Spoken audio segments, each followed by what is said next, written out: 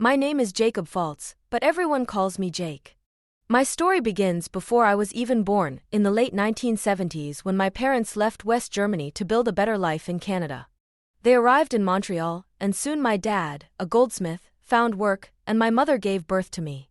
Over time, my father worked his way up, eventually opening his own jewelry shop, giving my brother and me a comfortable life. We lived in Beaconsfield, a suburb with a tight-knit community, and I enjoyed a regular childhood, though I never excelled academically. I was more into hockey and girls than books. After high school, I landed a job with a Vancouver-based building materials company. 1 year later, I transferred to Vancouver, where I instantly fell in love with the city's beaches, mountains, and vibe. It was through hockey that I met Judy Hansen, a fellow Montreal native who worked as a lab technician. We hit it off, dated, and soon got married. Life seemed ideal. We were financially stable, and we even bought a townhouse in the suburbs after a few years of saving. Judy and I planned for a family, though she preferred to wait until we were more stable. Things were going well, until everything changed last spring. Our lives took an unexpected turn when I was laid off. The company I worked for sold off its branch, leaving me jobless and stunned. Judy's response surprised me. She was more angry than supportive, seeing my layoff as a setback to our plans rather than an unfortunate event. I began looking for jobs immediately, though the market was rough. Each day felt heavier, especially with Judy growing more distant, only offering brief kisses before leaving for work. One morning, my neighbor Cindy Willows, a stay-at-home mom with a sharp wit, dropped by. She'd become a good friend over the years, and while her husband, Al, was often loud and brash, Cindy was warm and no-nonsense. That day, she called me handsome in her usual playful way and poured herself a coffee. When I shared my job frustrations, she got straight to the point. "Why don't you try writing?" she suggested, reminding me of how much I'd loved English in school. Cindy even put me in touch with her friend Paula, who wrote manuals for an import-export business. That call turned into a golden opportunity.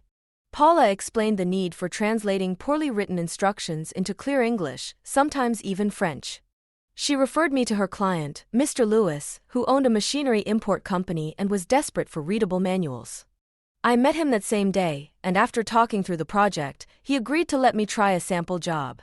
Over the next few days, I buried myself in work. The poorly translated instructions from Chinese to English were almost laughable, and it took hours to make sense of them. But with each page, I felt more certain that I could make this work.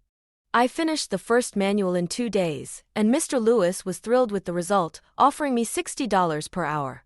This new work-from-home job wasn't just paying well, it was finally giving me a sense of purpose and accomplishment. Judy, however, wasn't thrilled. She saw it as a temporary distraction, doubting it would bring in enough to sustain us. Her skepticism wore on me, but I pushed ahead, hoping to prove her wrong. In the months that followed, my business took off. I formed Precise Word Services, filed the necessary paperwork, and invested in a new computer and office supplies. Mr. Lewis continued to supply work, and soon enough, I was earning over $3,000 a week. Despite this success, Judy and I grew more disconnected. She often claimed she was working late, and our conversations became superficial. She was growing more and more withdrawn, and I could feel an invisible wall between us. One afternoon, Cindy brought up something that changed everything. "Jake, do you think you and Judy are really happy?" she asked, sensing the tension in our marriage. I paused, realizing that I didn't have a solid answer. It felt like I was losing her, but I didn't know how to fix things, or if I even wanted to. Our marriage reached a breaking point when Cindy revealed what she had heard through neighbors and acquaintances: Judy was having an affair. Not just a fleeting fling, but an ongoing relationship with her boss, Robert Turnbull. Cindy, as direct as ever, didn't mince words, telling me outright that Judy had been unfaithful for some time and even admitted Al had also been involved. My stomach dropped, anger mixed with a sick feeling of betrayal. Cindy told me she'd known about Al's infidelity, but she'd been trying to hold her family together for the kids' sake. To confirm Cindy's revelation, I decided to see for myself. When Judy said she'd be working late again, I borrowed Cindy's car and staked out her clinic. My heart sank when I saw her leave with her boss, Turnbull, and head to a hotel. I took pictures, catching them together to confront her with later. But instead of feeling relieved, I felt hollow. The next morning, I called Cindy to let her know what I'd seen. She met me with her usual support, hugging me and letting me vent. I asked her advice on what to do next, and together we came up with a plan. That afternoon, we visited City Hall, hoping to learn more about Turnbull's situation. To my surprise, the clinic property was in his wife's name, Mrs. Diane Turnbull. Turnbull wasn't just cheating on his wife, he was risking his entire career and family. Cindy and I agreed it was time to make things official. I hired a lawyer, Marta Kinsey, to handle the divorce, and she advised me to negotiate with Judy. We planned to propose a straightforward split of assets, hoping Judy would accept to avoid a long, messy process. That evening, after dinner, I confronted her. "Judy, I know about your affair with Turnbull. Here are the divorce papers," I said, placing them on the table. Judy's face went pale, and she didn't deny it. She mumbled an apology, but it sounded hollow. I explained our proposed split, selling the townhouse and dividing the proceeds. Judy barely argued, signing the papers without much resistance. It was a quiet end to our marriage, but I walked out feeling a strange mix of relief and sadness. The life we had built was over, and I realized I was more ready to leave than I had thought. With Cindy's encouragement, I pushed forward, moving into a motel temporarily while I searched for a new home. The days felt easier knowing I had a true friend by my side. Cindy's support was constant, and her no-nonsense attitude kept me grounded. Eventually, we started spending more time together, and a deeper bond grew. Cindy was going through her own separation from Al, who was now more of a stranger to her than a husband. We visited houses together, and I finally found one that felt right. I made an offer, picturing a future with Cindy and her kids. The kids already saw me as a trusted adult, and I could tell they liked me. Cindy and I talked about the possibility of moving in together, not as a rebound or out of convenience, but because we both knew we had something real. After all the hardship and betrayal, it was refreshing to find honesty, understanding, and genuine care in each other. With the divorce finalized and my new business thriving, Cindy and I settled into our new life. We moved into the house together, and the kids adjusted well, thrilled to have their own rooms and a big backyard. I'd never felt so at home. Cindy and I decided to take things slowly, focusing on building a stable home for her kids while we figured out our relationship.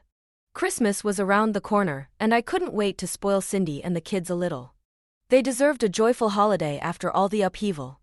I kept things simple, though, to avoid overwhelming anyone. We decorated the house together, hung stockings, and for the first time in a long time, I felt that true, warm holiday spirit. Professionally, things were also looking up. Mr. Lewis had offered me a major project translating heavy machinery manuals, with a substantial pay increase. I'd hired a multilingual engineer to assist, turning what started as a side job into a full-blown business. Cindy took on a part-time role helping with scheduling and finances, adding her sharp organizational skills to our setup. Working together, we found a new rhythm that brought us closer than ever. By spring, I was confident enough to ask Cindy to marry me, and she said yes, with that same direct smile I'd grown to love. In March, Cindy finalized her divorce from Al, and we scheduled a small wedding in Hawaii during spring break. Both of our families would join us, including Cindy's mom, who'd never been fond of Al. We felt ready to start fresh, with nothing hanging over us and no lingering doubts. Looking back, I realized how much I'd learned about what true partnership and love feel like. This was different from what I had with Judy. Cindy and I shared a strong foundation built on honesty and friendship, and after all we'd been through, I was determined to hold on to that. I finally understood what it meant to build a life with someone who valued me for who I was.